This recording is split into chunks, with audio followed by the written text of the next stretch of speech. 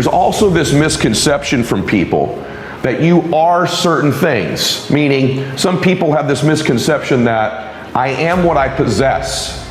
In other words, I am my possessions. And so they link their self-confidence to their possessions. And so they're constantly trying to acquire more and more possessions, thinking that's where they get their self-confidence from. That's how they're defined as a person. I am my possessions. Couldn't be further from the truth. It's a hollow way to try to gain self-confidence by possessing things. Nothing wrong with going for material possessions.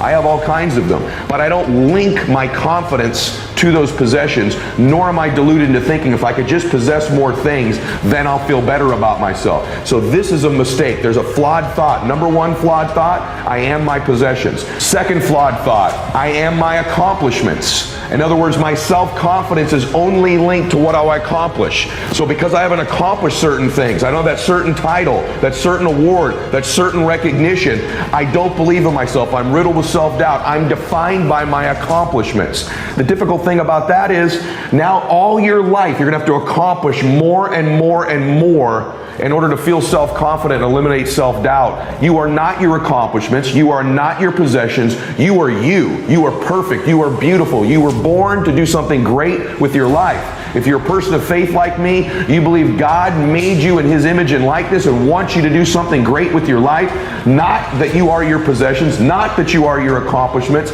And this is the social media insidious influence it has in our lives. People think, I don't feel good about myself. I've got this self-doubt. The gateway to me feeling more self-confidence is if I could possess more things or if I could accomplish more things. Yes, having nice things will make you feel better about yourself. Yes, accomplishing things certainly is a reinforcement for self-confidence, but it's not the pathway to getting it. The pathway to getting it is doing something great with your life where you keep the promises you make to yourself and acknowledge this self-doubt, this self-thought, this negative talk isn't even mine. It was given to me when it was impossible for me to defend myself as a child, and maybe it even happened in adolescence, and probably some of those incidences have happened for you as an adult. And these ones as an adult are like that thing I said earlier. Oh, it's another time I reinforced the table. I'm not good enough. I'm not smart enough. I'm not prepared enough. I'm not the right race. I'm not the right gender. I don't come from the right kind of family. I don't have the right education. And we find these references as adults to reinforce these self-doubting beliefs we were given by somebody else as a child. Flawed belief is that you are your possessions. You are your accomplishments. Third flawed belief, I am what other people say I am. Wrong. You are not what other people say you are, good or bad. I see too many people that if someone says something negative about them, they believe that's who they are. This is the flawed third belief. I am my possessions, I am my accomplishments, and you know what? Or I am what other people say I am. Let me be clear with you. You are not what other people tell you you are. It wasn't true when you were 18 months old, 5 years old, or 55 years old. You are not what other people say you are. So stop letting that dictate your self-confidence or fill you with self-doubt. And for the record, you are also not the good things people tell you you are all the time. Don't live for likes. Don't live for comments on your social media. Don't do things in your life just to solicit someone saying something great about you. It's a cheap, shallow, hollow way to try to gain self-esteem and self-confidence. It's fleeting, it's short-term, and it's needy. In fact, the fact that it is a necessity for you to get liked, to get people to say good things, to get comments on your social media, or to do so in your presence indicates a lack of self-esteem and self-confidence, because we know self-confidence is an internal game where we keep the promises we make to ourselves. The fourth type of flawed thinking is I am what I look like.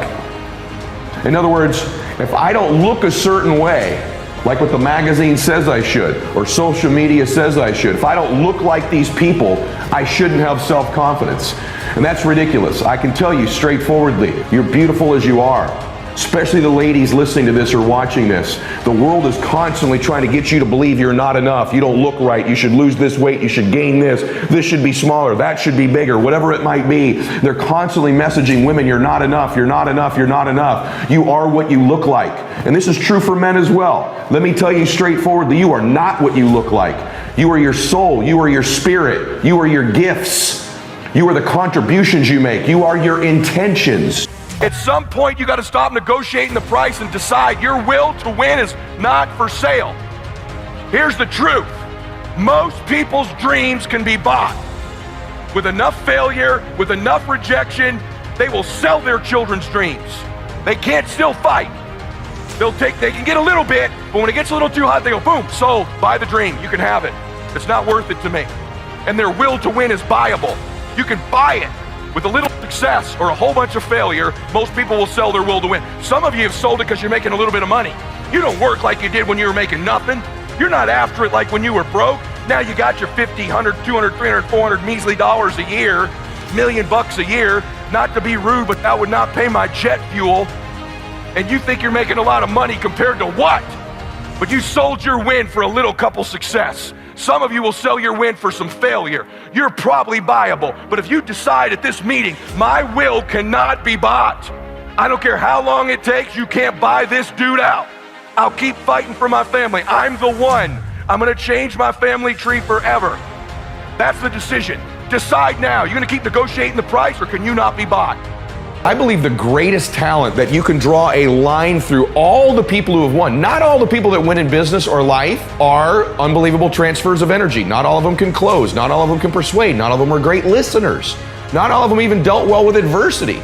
They did that the majority of the time.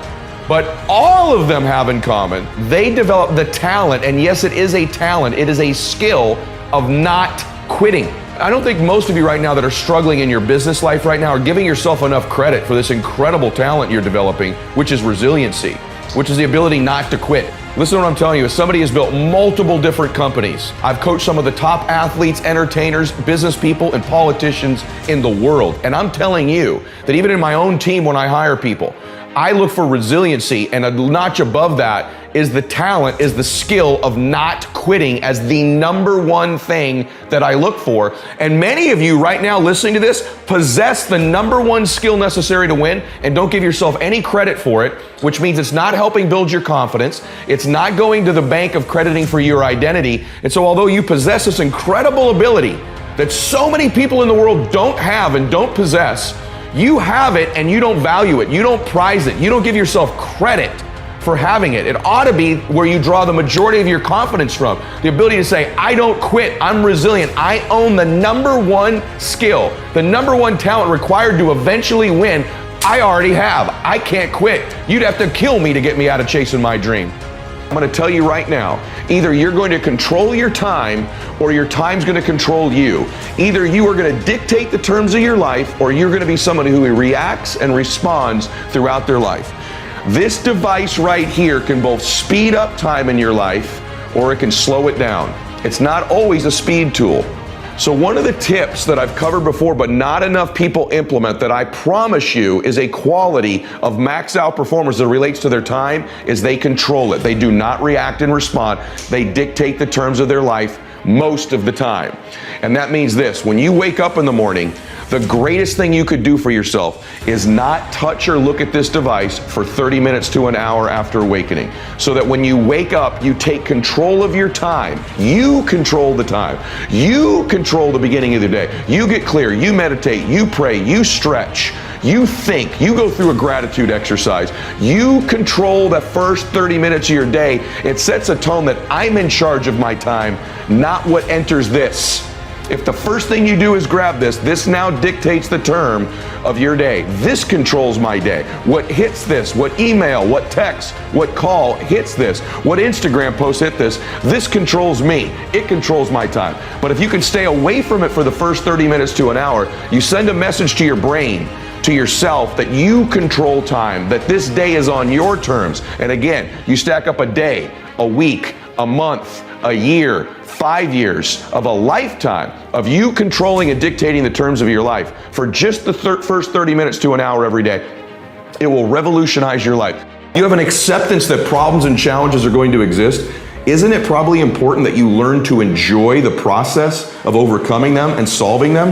I think all the time, how can I enjoy this? I think, man, what are all the great things that are going to happen when this is solved? Whose lives are going to be better when this is solved? How much better is my body, my fitness, my faith, my family, my life, other people's lives when this problem is solved, depending on what the problem and challenge is. And that helps me enjoy the process. I also remind myself this problem is helping me grow. It's in existence because I'm making progress in my life. So all these things fit a meaning that help us make the best decisions possible.